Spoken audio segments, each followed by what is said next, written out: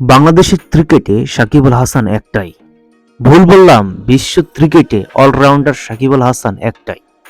যেদিন আমার কাছে মনে হবে যে আমি গাড়ির ড্রাইভার না প্যাসেঞ্জার, সেদিন আমি ছেড়ে দেব। অবসরের ঘোষণা দিলেন সাকিব আল হাসান।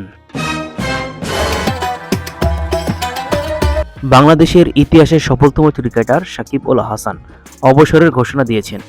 গত জুনে টি-20 বিশ্বকাপেই খেলেছেন নিজের শেষ টি-20 ম্যাচ দক্ষিণ আফ্রিকার বিপক্ষে। আগামী অক্টোবরে ঘরের মাঠে সিরিজ দিয়ে অবসর নেবেন টেস্ট থেকে।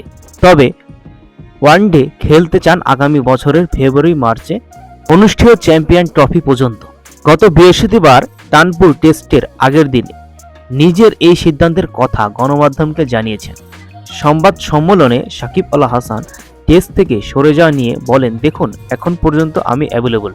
দেশে যেহেতু অনেক পরিস্থিতি আছে, স্বাভাবিকভাবেই সবকিছু আমার উপরে না। আমি বিবিসির সঙ্গে এসব নিয়ে আলোচনা করেছি। তাদেরকে বলা হয়েছে আমার কি পরিকল্পনা টেস্ট ক্রিকেট নিয়ে। বিদায় বাংলার ক্রিকেটের নবাব, বিদায় সর্বকালের সর্বশ্রেষ্ঠ প্লেয়ার।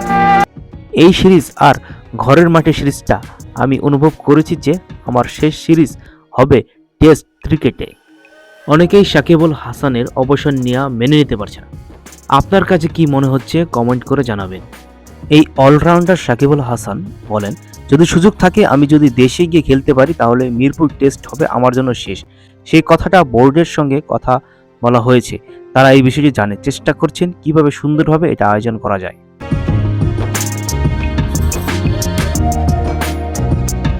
বিদায় বিশ্বসেরা অলরাউন্ডার সাকিব আল হাসান।